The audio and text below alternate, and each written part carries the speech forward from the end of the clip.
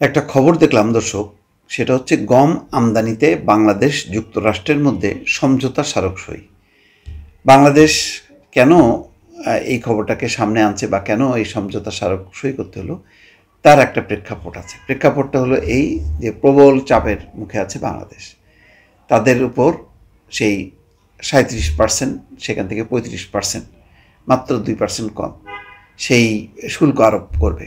Existing আরও 15-17% যেই শুল্ক আছে তার সাথে যুক্ত যদি হয়, তাহলে এই বিপুল শুল্ক দিয়ে আমাদের যেই সম্ভাব্য বা একদম প্রতিষ্ঠিত যে তৈরি পোশাকের বাজার, যেই বাজারে আমরা যুক্তরাষ্ট্রের বাজারে দ্বিতীয় বা তৃতীয় অবস্থানে আছি, সেই জায়গা থেকে আমরা একেবারেই ধ্বংস হয়ে যাব বা সরে যাব।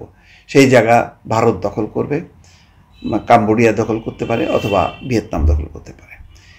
তো এইরকম একটা অবস্থার মধ্যে বাংলাদেশের যে লক্ষ্য, সেটা হচ্ছে যুক্তরাষ্ট্র থেকে আমদানি বাড়ানো।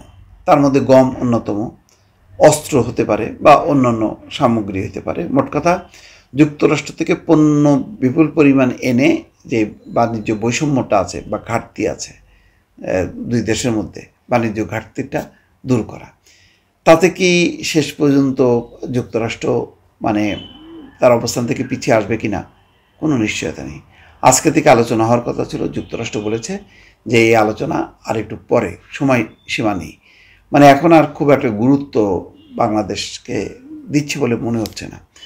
এই অবস্থায় রপ্তানিকারকরা, তৈরি পোশাকের রপ্তানিকারকরা দারুণ উদ্বেগ উৎকণ্ঠার মধ্যে আছে যে যদি শেষ পর্যন্ত ওইটাই ইম্পোজ হয় 35% শুল্ক এক্সিস্টিং শুল্কর সাথে, তাহলে একদম সর্বনাশ ঘটবে, যে তারা এই মানে শুল্ক দিয়ে আর বাজার ধরে রাখতে পারবে না।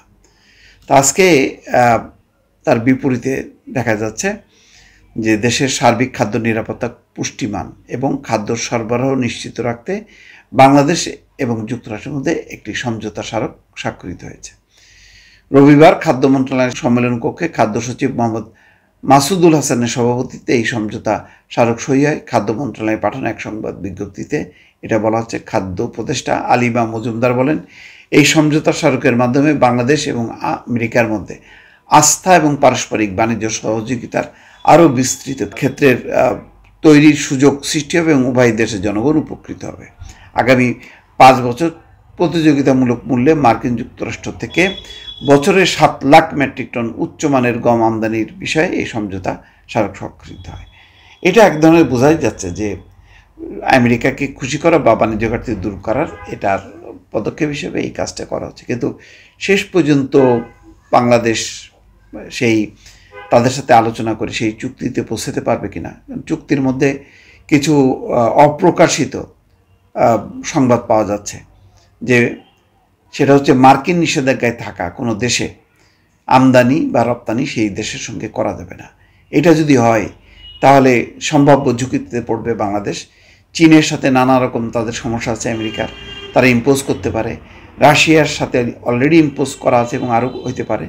তাহলে চীন এবং রাশিয়ার সাথে তাদের কাছ থেকে তেল, আর অন্যদিকে চীনের কাছ থেকে যেই নানা রকম পণ্য আমদানি, সেই সুযোগটা একটা হুমকির মধ্যে যদি পড়ে, তাহলে আমেরিকার ওই কথা অনুযায়ী তাহলে বাংলাদেশ একটা বিপদের মধ্যে পড়বে এবং বাংলাদেশ একটা অর্থনৈতিক সংকটের মধ্যেই যাবে যদি আমেরিকার সেই প্রস্তাবিত সেই শর্ত পূরণ করতে হয়।